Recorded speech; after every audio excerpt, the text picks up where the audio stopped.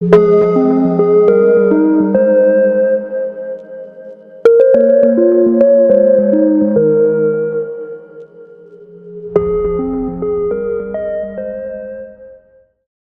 1. You will hear a talk between a student and an accommodation officer. First, you have some time to look at questions 1 to 10.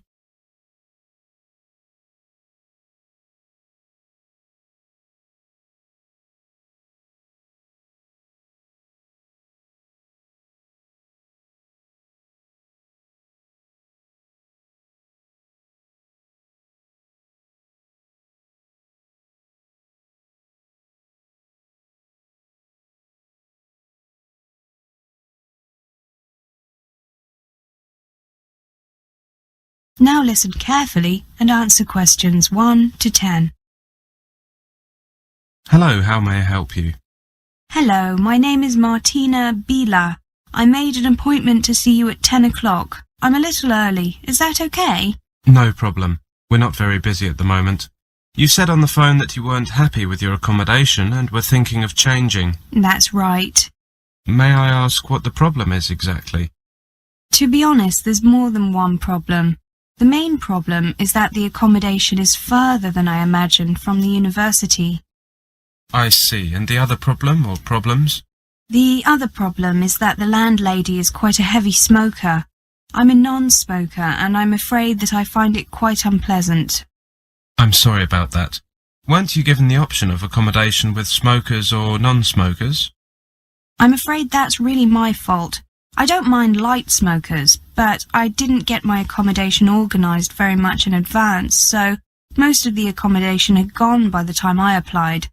However, a friend told me that there is sometimes accommodation, accommodation becomes available mid-term because some people leave the university or change their place, the place where they live, so I thought maybe... I see.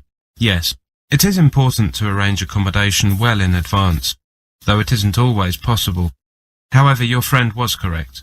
We do get some accommodation available mid-term. Just give me a minute to find your details on the computer. Yes, of course. Now, your current address is 43 Parkway Drive, isn't it? Yes. Yes, that's a fair way away. The bus connection isn't too good either, is it? I think that it would be better to focus on that as the reason for moving, rather than the smoking issue. However, I will change the information in the computer to say that this accommodation is only suitable for smokers or people who don't mind heavy smokers. That way we can avoid similar problems in the future. That sounds like a good idea. Before you hear the rest of the conversation, you will have some time to look at questions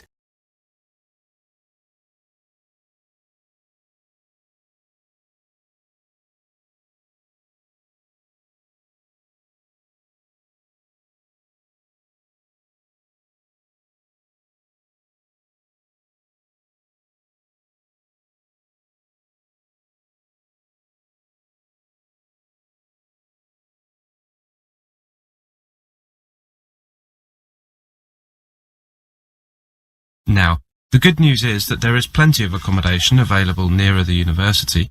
The bad news is that it is more expensive. That's okay. I expected that. Is there any catered or self-catering university accommodation available? That would be ideal. I thought you might be interested in that. The day after you phoned, a place became available. It's catered, so it's the most expensive type of accommodation, but it's yours if you want it. There's no self-catering accommodation available? Not at the moment. Something could become available at any time, but then again, you might have to wait weeks. I understand. Can I just check the cost? It's £37.50 per week. You also have to pay £23.15 during the Christmas and Easter holidays, regardless of whether you are there or not. That sum doesn't include meals during those periods. But summer holidays are not included. That's right. Students are permitted to stay in university accommodation during holidays, but they usually have to move to a different flat. I see. And do I pay monthly? Yes, but don't worry if you're a few days late. It happens quite often, and we don't mind too much. Can I see a picture of the accommodation? Sure. It looks like this. You can see that there is a single bedroom for each student and a common living room and bathroom. There are no cooking facilities, but many students buy a microwave. Can you tell me anything about the people I'd be living with? There are 2 girls there. One is British and one is Indian. They are studying law and marketing, respectively. They're the same age as you, 20, and they're not smokers. That sounds perfect. If I don't give my landlady a month's notice, she gets to keep the deposit, doesn't she? That's normally stated in the rental agreement, yes. I'd like to be able to keep this university accommodation available, but I'm afraid I can't. If someone else wants it and takes it... I understand. I'll take it. Can I move in on the first day of next month? What day is today? 22nd. Yes, that should be fine. Give me a minute to print out the standard rental agreement. That is the end of part 1. You now have half a minute to check your answers.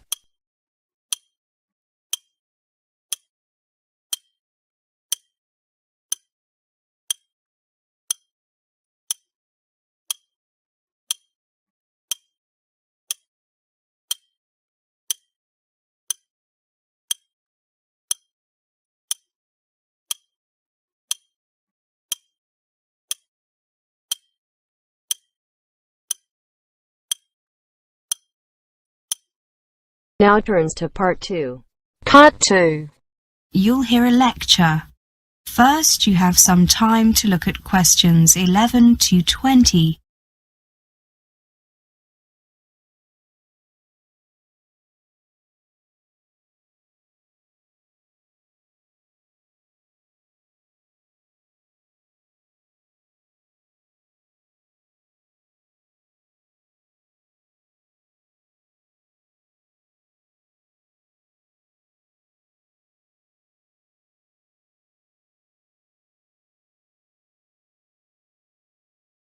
Now listen carefully and answer questions 11 to 20. Welcome, everybody. Are you all sitting comfortably? My name is David Price, and this is our first meeting in a series of presentations called Countdown to Departure. I know that you have just arrived here for your year-long course prior to going abroad, but it's certainly worth taking the time to consider, to think about events that will take place a year or almost a year from now. I have handed out this useful guide to planning your time abroad. Please follow the suggested timetable closely. It is vital that you get each thing done on time. If you can get things done earlier, then we suggest in the guide, that's great. But certainly don't leave them later than we recommend. If you do not get these things done on time, it could jeopardize your study abroad, or at least delay it by a year. Now, we are currently 1 year from departure, so you should start applying for postgraduate programs and scholarships immediately, if you haven't already. Consult your tutors for further advice on these points.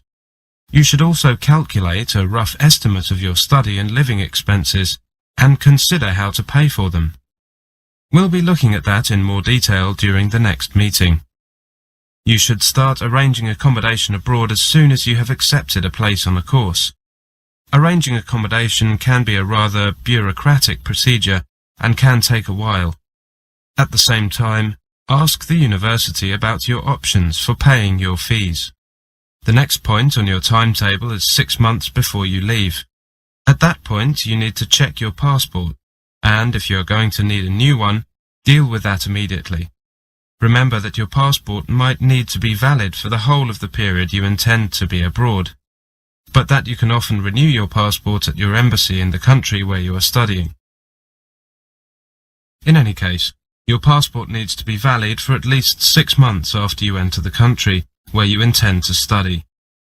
It might seem unnecessary to get your passport in order so early before you go, but remember that you have to get your visa as well.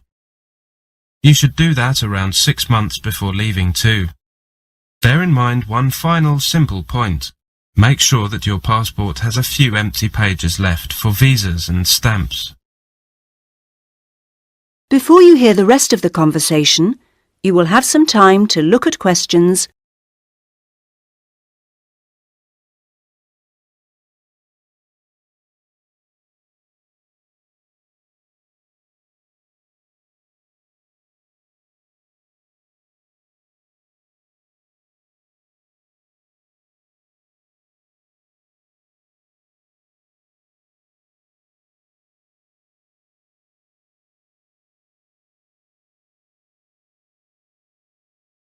Two or 3 months before departure, you should ask your bank about the options for transferring money to the country you'll be studying in and setting up a bank account there. You should also start looking at booking your flight to the country you'll be studying in order to get the best rates. The cost of flights varies considerably from carrier to carrier, and even between different travel agencies, and depend a lot upon the time of year you are flying. Booking in advance can save you a considerable sum of money. When you book your flight, you should check with the airline or travel agent to find out what your baggage allowance is. At the same time, look into booking your other travel within the country you're going to from the airport, where you will arrive. Don't forget to buy travel insurance when you book any flights. Finally, still 2 or 3 months before departure, make sure that you have an unconditional letter of acceptance from the university you're going to attend. This is vital, as it facilitates entry clearance if into the country. Next, about 1 month before leaving, find out whether you will be entitled to receive free health treatment in the country you're going to, and find out how much you will have to pay if not. Look into arranging health insurance if necessary.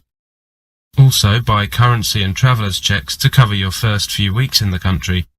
Watch the exchange rates and pick a good time, but do not leave it too late. If you are buying traveller's checks or a large amount of money of currency, your bank may need a while to arrange this. Another thing to do is find out what you can take into the country and what items are prohibited. Finally, find out whether your home insurance policy will cover your belongings while they are abroad. If not, arrange suitable insurance or look into the possibility of arranging a policy in the foreign country. The last point on this timetable is 2 weeks before you leave. At this time, you need to do 2 things. One is to ask your doctor to write a letter explaining any prescription medicines, what they are, and why you are taking them. The second is to request a reference letter from your bank in your own country, as this will help you to open a bank account abroad. Now, let's take a closer look at. That is the end of part 2. You now have half a minute to check your answers.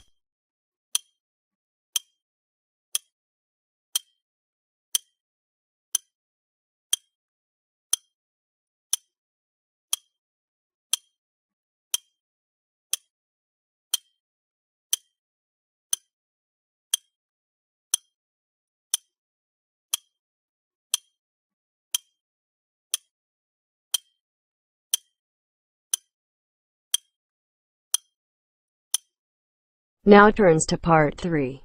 Part 3. You will hear a conversation. First, you have some time to look at questions 21 to 30.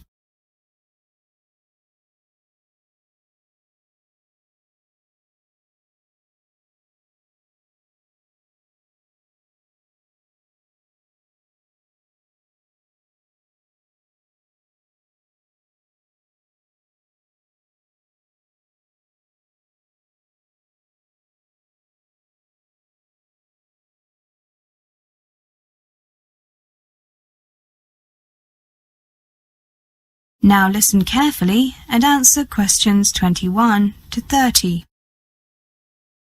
Hello, Dinesh. Come in. You said on the phone that you had a few problems to discuss with me. Tell me what they are and I'll see what I can do to help. Thank you very much, Professor. I've been having some problems adapting to the style of learning at a British university and was hoping you could give me some advice. I'll do my best. You won't be the first overseas student to have problems. What's your first problem? Well, my first problem is organising my time. After I worked out my timetable for lectures, seminars and tutorials, I was surprised to find that I had quite a lot of free time. However, that's how it looked on paper, and not as it has turned out in reality. I see. Take control of this time and organise it carefully. Time that is not organised can disappear very quickly, leaving you rushing to catch up on your work or even running out of time altogether. Learn the essentials of time management. First, make weekly or monthly plans that set out your study targets for the week or month ahead. Schedule time for reading and work out roughly how much you want to read in each session. Plan time to research and write your essays or prepare projects so that you do not have to stay up late doing them at the last minute. Have you made such a plan? No, I haven't. That's obviously something I should do. I can easily fill that free time with extra studies. No, that's not what I mean. Don't plan to spend all your extra time studying. Remember to leave some time free for hobbies, sports, seeing friends, or simply relaxing. If you do not take time to enjoy yourself, your work will suffer and you will miss out on many other worthwhile experiences. Make a timetable for your free time if you like. Plan when to see your friends. Play your favourite sport or just hang out. Don't forget to revise your plans if you need to. As you progress through your course, you will get a better idea of how much time you need for different activities. Adjust your schedules and keep them realistic. So you're saying that I need to keep a balance between work and play, and keep an eye on things to make sure that I'm not doing too much or too little. That's right. Feel free to show me your plan when you've made one. Before you hear the rest of the conversation, you will have some time to look at questions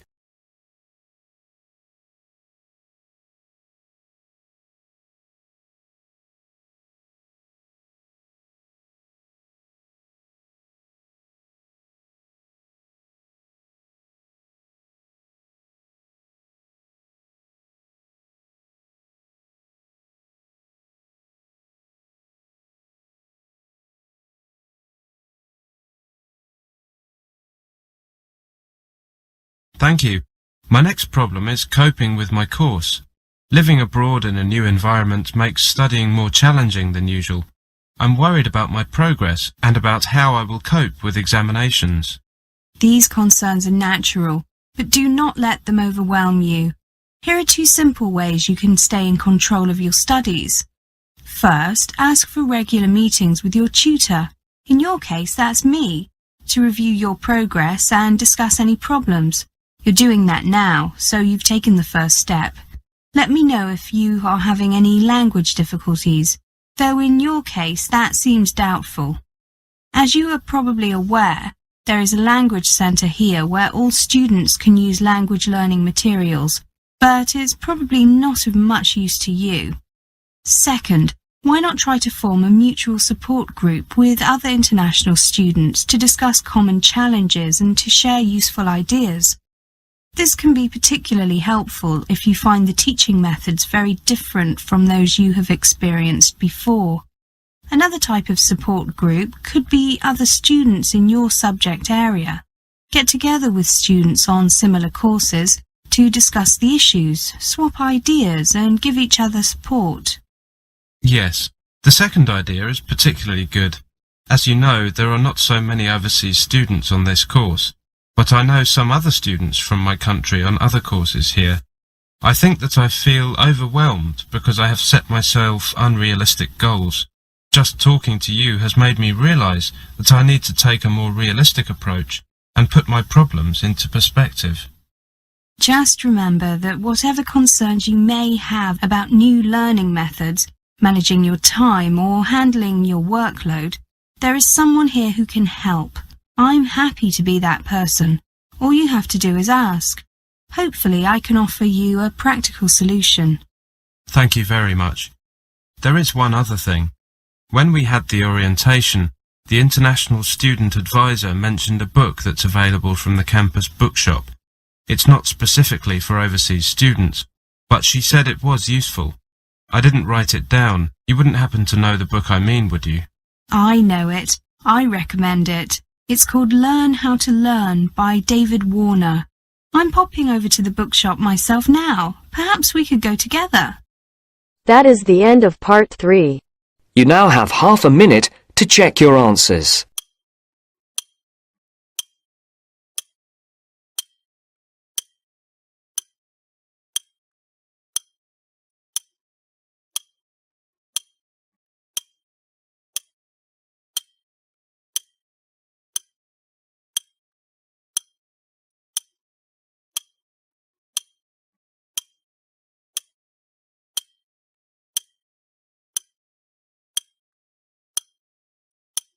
Now turns to part 4. Part 4. You will hear a lecture. First, you have some time to look at questions 31 to 40.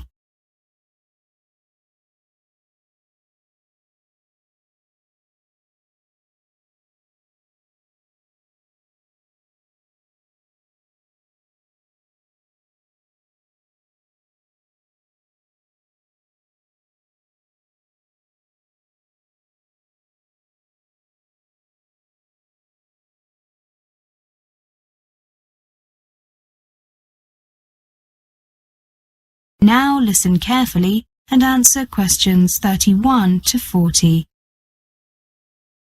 Part of the role of university education is to prepare students for their professional life and career. Part of this preparation is to introduce and train students in lifelong learning, preparing them to approach their career as a continuous learning experience, rather than assuming that the end of their university education represents an end goal beyond which there is no need for further learning.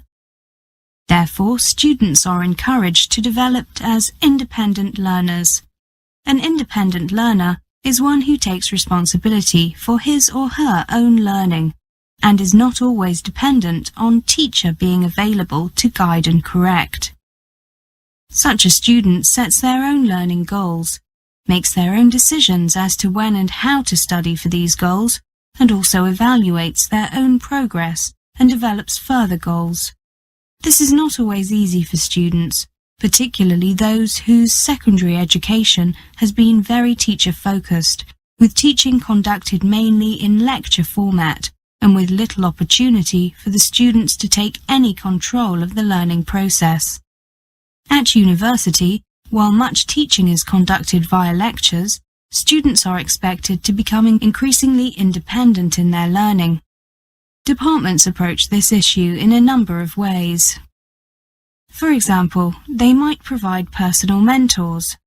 This could be a student or a member of staff who is available to discuss problems that the student might have and who will support the student in the process of becoming an independent learner. The second one requires the student to make certain choices about their course, either in the elements they choose to learn or in the way in which they choose to learn them. Thirdly, there is the provision of learning opportunities outside the confines of the campus, including study trips and student exchanges. In the English Language Centre, we try to help the development of learner independence. This English Language Centre is a self-access one. A self-access centre is a place where learners come voluntarily to improve the subject that they are studying. In the case of the English Language Centre, we focus on English language. In a self-access centre, it is the student who decides what to study, when to study, how long to study, what materials to use, how to use the materials, and how to assess effectiveness. The learner is not, however, left totally alone. Learners are encouraged to come to the centre in groups, so that they can help each other in the learning process, and there is also always an English teacher available to answer any questions that students might have, to discuss their progress, and to help the learner assess their work. Let's take an example. Mary and her friend Jim have decided they need to improve their report writing skills. They decide to go to the ELC twice in the next week, for 2 hours each time, from 5 o'clock to 7 o'clock. The first thing they do is talk to the English teacher there, to help them identify what particular elements of writing a report they find especially difficult. Having done this, they identify suitable books, videos or computer programs from the index, with help from the teacher if needed. Looking at the materials, they decide which to use first and how to best to use it. Working through the materials, they discuss problems with each other, compare notes, and evaluate each other's work and progress. This process of working together is important, as the students are able to support each other in the learning process. Of course, sometimes they need more help, and so they ask the English teacher at the centre. When they have finished their studies, they review what they have studied, with help from their notes, and evaluate the extent to which they have, or have not, achieved their initial aim. In the light of this, they will decide to either do more work on the same topic, or move to another topic, either related to this one or something completely different. There are many ways students can improve their English independently of a teacher. Firstly, they can use English language videos in conjunction with learning activities, such as exercises to practice particular listening skills, questions to lead discussions on the topic introduced by the video. They can do follow-up tasks that use the content of the video to focus on other language skills, such as learning vocabulary or understanding the grammar used by the characters in the video. Secondly, they can use a computer program to improve their pronunciation by identifying and then practicing the individual sounds used in English. Thirdly, they can use a book to find a model business letter, for example, writing one of the same type but with different information, and then discussing it with the ELC teacher before finally rewriting it. Finally, they can use newspapers or magazines as stimuli for discussion activities, with a brief report written at the end, summarizing the discussion. However, the development of an independent learner is not dependent on a centre like the ELC.